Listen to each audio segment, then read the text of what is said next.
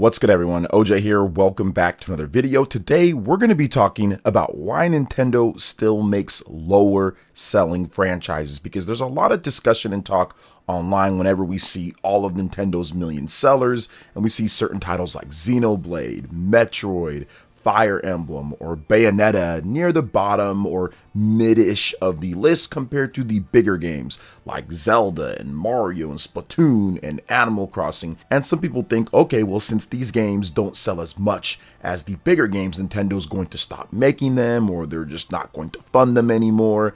And while I can understand that, that makes complete sense. Obviously, if there's not money coming in or a lot of money coming in from a capitalistic side of things, why would you continue funding that thing? But I'm here to tell you, over the course of many years of covering Nintendo and obviously decades of playing their games, there's a certain, I would say, formula or aspect to this that a lot of people don't understand why certain games are made over others, and Nintendo's touched on it just a little bit. They don't ever say too much on it, but Mr. Shigeru Miyamoto has talked about it, and I wanted to kind of go in depth just a little bit about this, in addition to just like my own playing when it comes to certain franchises. Now, yes, Nintendo does have some franchises that are on ice overall. Games like F-Zero, we have the F-Zero 99, but the next like big F-Zero game, Kid Icarus, Star Fox, there are certain games that don't sell as well or maybe used to sell, and Nintendo doesn't bring those back, but those are for different reasons than some of these other games. So let's go ahead and just talk about that first with Nintendo and the games that they do have that don't sell as high as others like Xenoblade, Metroid, Fire Emblem, and then we'll get into what's happening with some of the other franchises, and I'll go over the different reasons why when it comes down to it. So Xenoblade, Metroid, Fire Emblem, Bayonetta, these seems to be some of the franchises that people focus on when they say, oh, well, we're not going to see another one, or it's selling so bad, or it's not as good as this, so Nintendo's going to stop. But the reason why we see franchises like this is because it's the quality. First and foremost, the quality of a Xenoblade, a Metroid, Fire Emblem, Bayonetta is really high. These are all game of the year potential quality games that are proven over the course of decades now at this point. Xenoblade has been an incredibly high ranking franchise. It's been a franchise that's been nominated for Game of the Year. It's won like Game of the Year when it comes to specific to Nintendo systems over the years. So that type of game with the quality that it has, Nintendo's going to want that around. It gives them, I would say, more value to their system. Same thing goes for Metroid. Metroid is a game that we didn't have the Game Awards back when Metroid Prime first came out, or even if you want to go back to the original old school 2D Metroid games, we haven't seen that. But what we did see is that recently with Metroid Dread, for example, that won Action Game of the Year in addition to being nominated for Game of the Year back in 2021. But if you go back to like Metroid Prime, for example, why is Nintendo still making that? They haven't had a Metroid game sell well over 3 million units. Metroid Dread is the best selling one. Well, it's because Metroid Prime has an impeccable record of the mainline games doing incredibly well, averaging at least a 90 or above. Now, you do have a couple of the games that have went below that based off of various different things, usually the portable games, for example, or Metroid Other M, but that's a separate thing. But when it comes to Metroid Prime, the reason why Nintendo still wants to have that around is because it's done so well. You're looking at Metroid Prime, the original, that is one of the highest rated games of all time. Metroid Prime 2, that's a great rated game. Metroid Prime 3, still really good rated overall. So of course, they want to have, I would say, that feather in the cap. They want to have that high quality game that can be up there and spoken amongst the best of the year whenever it does drop. So that's the reason why we're getting Metroid Prime 4, and they always want to do something, and it's one of the reasons why that they didn't even care that they're going to have to spend $1 bazillion on this game, canceling it with Bandai Namco, than rebooting it, because they're more worried about the quality of the game than anything else, than making so much money on it. Otherwise, they probably would have just went through with whatever Bandai Namco was doing, and look, if it's not as good, it's just not as good, but it would have saved them a lot more money overall. For for a franchise that's not going to sell up to the level of a Mario or Zelda. So that's why it's important in that aspect. When it comes to Fire Emblem, same thing here. You've got a franchise with Fire Emblem that reviews incredibly well,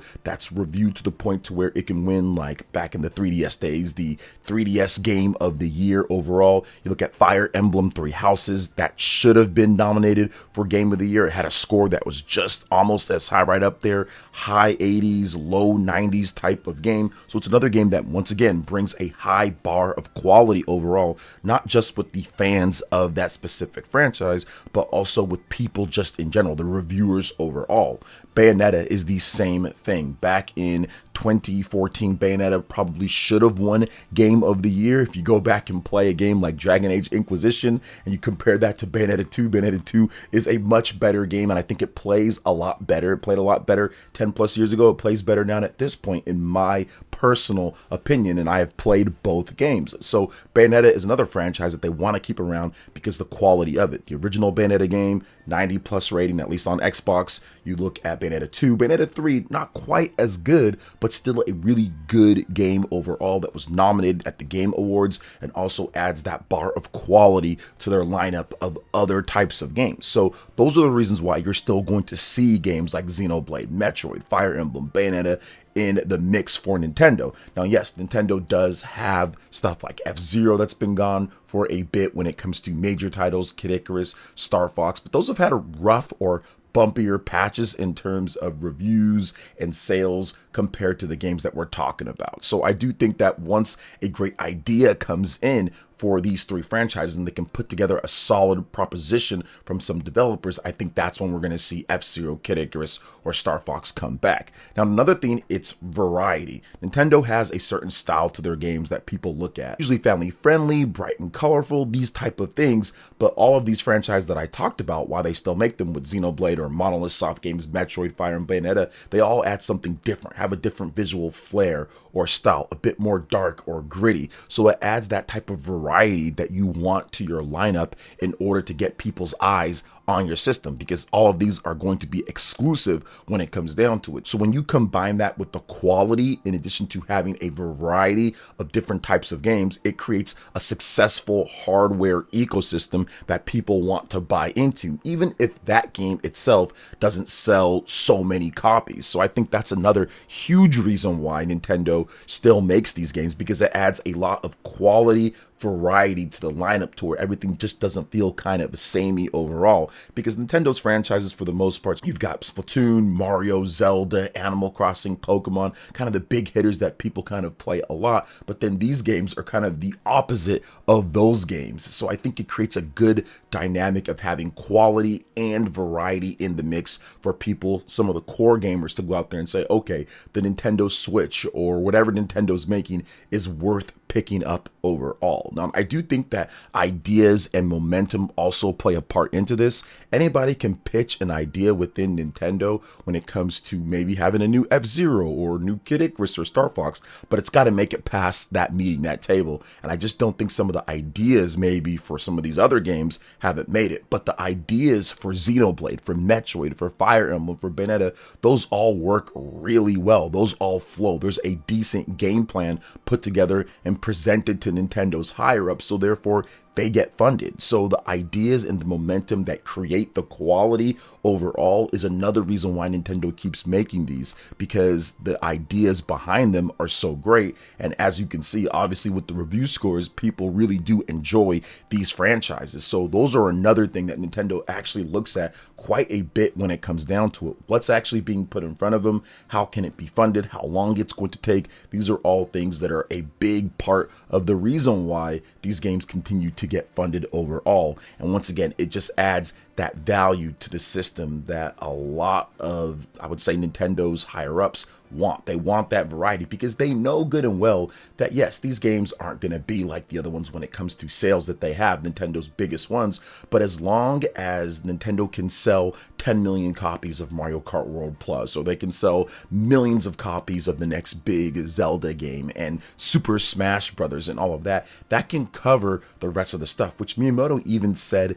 himself. As long as they can sell a bunch of copies of the other stuff, they can take some chances and they can do some different things with other franchises. So I think that's the reason why Nintendo still makes these lower selling franchises, and I think that it's very important to have that. Everything isn't going to be a home run massive hitter every time. It's like putting together an American football team or a basketball team. Everyone's not going to be Michael Jordan. Everyone's not going to be Tom Brady, or not going to be the best where they're scoring all the points or throwing all the touchdowns. You need role players. You need other people that can come in and give you quality time overall. You need people that can come in and do different types of things. And that's what Nintendo looks for when it comes to Fire Emblem, Metroid, Xenoblade, Bayonetta, and those type of games. So I do think that Nintendo is looking at all of that.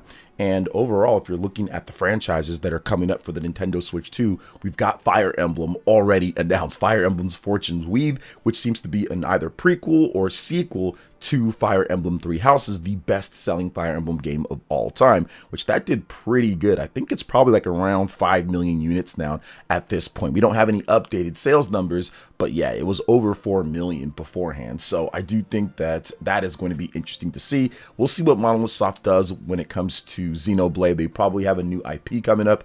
Obviously, Metroid Prime 4 is coming out on December 4th, so that's awesome. And then Bayonetta, we'll see what they do with that franchise as well, just because Platinum Games has some issues outside of that, but I do think that they will get back around to Bayonetta at some point. So what do you guys think about what I had to say here and Nintendo's franchises? Let me know in the comment section. All right, guys, that wraps it up for this video here. Thank you so much for watching. I do appreciate it. Please make sure you hit that like button, subscribe if you're someone new, click that notification bell, and check out my other Nintendo Switch 2 RPG content and more right here on screen. Thanks for watching, and we'll catch you guys for the next one. Peace.